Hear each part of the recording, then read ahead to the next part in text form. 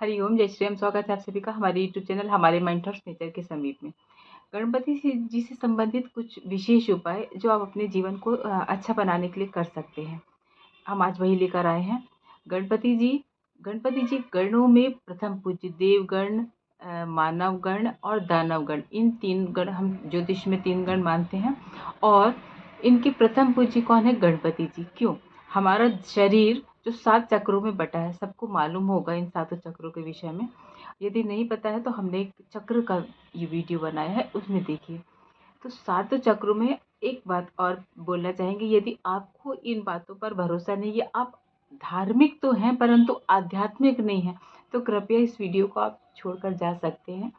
क्योंकि यदि आपके अध्यात्म में रुचि है, सिर्फ धर्म करने नहीं, अध्यात्म भी जानना चाहते हैं, स्वयं को जानना चाहते हैं, तो आपको ये वीडियो देखना चाहिए पूरा। हमारे जो मूलाधार चक्र है, सबसे प्रथम चक्र जिसको कहा जाता है, हमारे शरीर का आधार मूलाधार चक्र जो है, जो हमारी मल द्वार और मूत्र द्वार के बीच में जो जगह स्थित होती है, उस जगह पर होता है। वह एक लाल आभा वाला चक्र है, जिसका लाल रंग बताया गया और उसका बीज मंत्र लंग बताया गया है। वहाँ के देवता गणपति जी को और काली माता को माना गया है।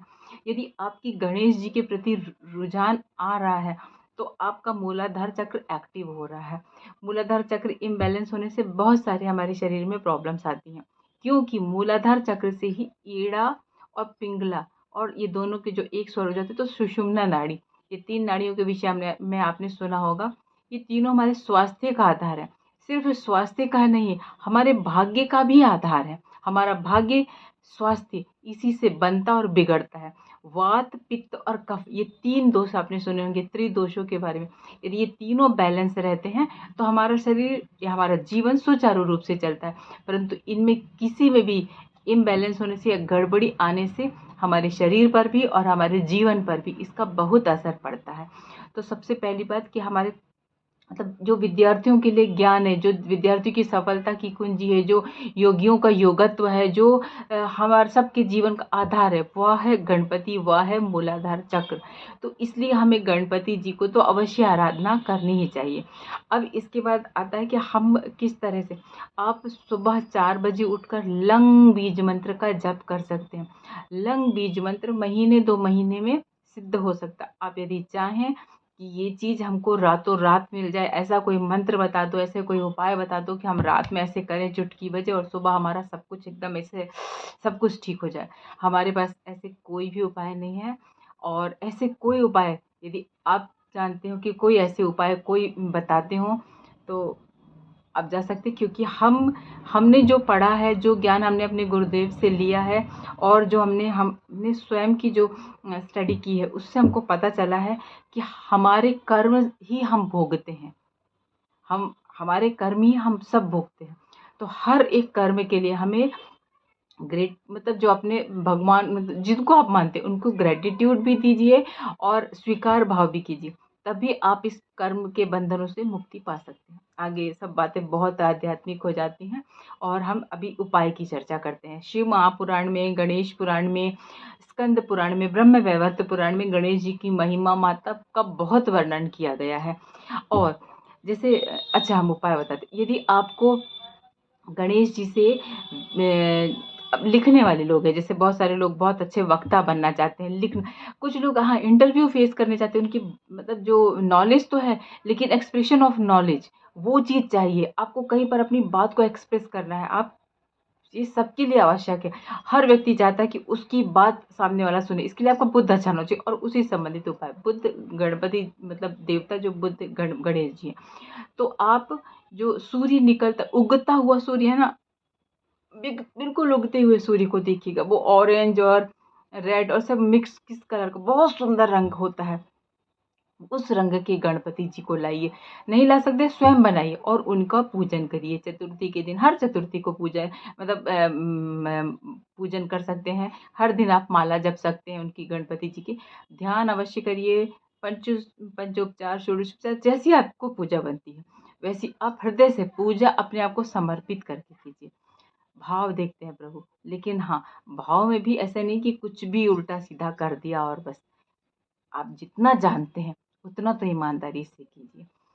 यदि आपके मतलब किसी से कोई आपसे ज़बरदस्ती की शत्रुता कर रहा है और आप शत्रुता करना नहीं चाहते, ऐसे कई बार जीवन में स्थितियाँ बनती हैं कि हम शत्रुता तो नहीं करना चाहते, लेकिन कोई सामने से आके जैसे शत्रुता करने को तैयार होता है और हम बचना चाहते हैं, तो उसके लिए आपको जो पीले रंग के गणपति होते हैं, हरिद्रा गणपति, वो पीले जो इस गणपति होते हैं, उनका आपको पूजन करना या उनका आपको ध्यान करना चाहिए और उनकी माला मतलब गंग गणपति नमः मंत्र जप कर उनका पूजन करना चाहिए। तो आपको बहुत ज़्यादा सफलता प्राप्त हो सकती है।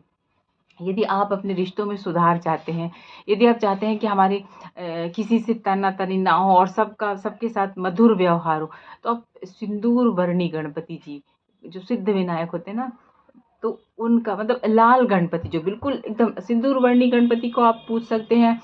यदि आपके धन में कमी हो, आप इस तरह से तो आप करें, या फिर आपके जैसे अगर बिजनेस बहुत डूब गया और बिल्कुल पाई को मोहताज हो गए, तो आप हेरंब गणपति या हरी आभा वाले हरे वस्त्र धारण करे हुए हैं वो गणपति का पूजन कर सकते हैं। तो इस तरह से आप अलग-अलग गणपति जी की पूजन करके आप अलग-अलग फल प्राप्त कर सकते हैं। आप कुछ नहीं आप है तो आप सिर्फ़ इस बीज मंत्र का जप कर सकते हैं। गं गणपते नमः इस बीज मंत्र का भी जप कर सकते हैं। गम मत बोलिएगा, देखिए हिंदी हम लोग ने जब पढ़ा था तो ग के ऊपर अंग की तो गंग होता है वो, तो गंग बीज मंत्र का आप जप कर सकते हैं। जितना भाव से आप गणेश जी की प्रार्थना उपासना करेंगे, गणपति जी का जो स्त्रोत है उससे आप धन विद्या, जैसे उसमें उस स्त्रोत के अंदर ही है विद्यार्थी लभते, जो प्रणम्य शीर्षा देवं गौरी पुत्रं विनायकम द्वादश नाम है जो गणपति जी के, नारद जी ने जिसका कहा है, हमने उसका वीडियो डाला है। आप 1 मिनट का आगे करके उसको 3-4 बार सुनेंगे, आपको याद होने लगेगा। उसको अवश्य सुनिएगा, हम नीचे लिंक डिस्क्रिप्शन में दे देंगे। तो उसमें कहा गया है कि विद्यार्थी लभते विद्या, धनार्थी लभते धन, पुत्रार्थी लभते पुत्रन, मोक्षार्थी लभते गति। मतलब धर्म अर्थ काम मोक्ष सारी चीज़ों की प्राप्ति आपको हो सकती है दिन में 3 बार, मतलब त्रिकाल संध्या के समय आपको पढ़ना है। आप अब बोलेंगे त्रिकाल संध्या तो हम चलिए सुबह कर लेते हैं किसी भी तरह, शाम की भी हो जाती, मगर दोपहर में हम किस तरह करें? दोपहर में आप जहाँ हैं, आप यदि ऑफिस में हैं, आप वर्कर कुछ काम कर रहे हैं कहीं पर, तो आप अपना काम नहीं रोकिए, क्षण भर के लिए आप वहीं बैठे-बैठे उस प्रभु को स्मरण कर लीजिए। वो आपकी स्मरण में आ जाते हैं, आपकी स्मृति में आ जाते हैं, आपकी बात सुन लेते हैं। वहीं से आपका मतलब ऐसे बोलते हैं ना कम्युनिकेशन हो जाता है, बस वैसे ही हो जाता है। तो इस तरह से भी आप त्रिकाल संध्या करके गणपति जी की कृपा प्राप्त कर सकते हैं। अथर्वशीर्ष है, गणपति अथर्वशीर्ष का पाठ कर सकते हैं और अथर्वशीर्ष की महिमा किसी में बताएँगे पूरे अथर्वशीर्ष को। अथर्वशीर्ष ऐसे किसी को नहीं देना चाहिए जो इसका आदर ना करता हो, इसलिए हम इसके विषय में नहीं बताते हैं।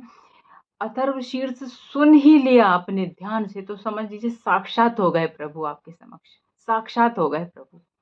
तो इतना ज़्यादा वो है, अथर्वशीर्ष से पढ़ सकते हैं। इस तरह से आप किसी भी विधि से गणपति जी की पूजा करिए। कोई भी देवता, कोई भी भगवान ऐसा नहीं है जो आपसे रुष्ट बैठा है, आपके ऊपर क्रोध करने के लिए, गुस्सा करने के लिए, नहीं, नहीं। सब आप पर कृपा बरसाने बैठे हैं, सबके हाथ इस तरह हैं, सब आपको तथास्तु बोले। आप माँग क्या रहे हैं, वह डिपेंड करता है। आपने जो आज आप जो जीवन जी रहे हैं ना, ये भी आपका माँगा हुआ ही जीवन आप जी रहे हैं। तो इसलिए बोलते हैं कि माँगिए बहुत सोच समझ कर। ठीक है? चलिए इन्हीं शब्दों के साथ हरि ओम, जय श्री राम, भारत माता की जय हो।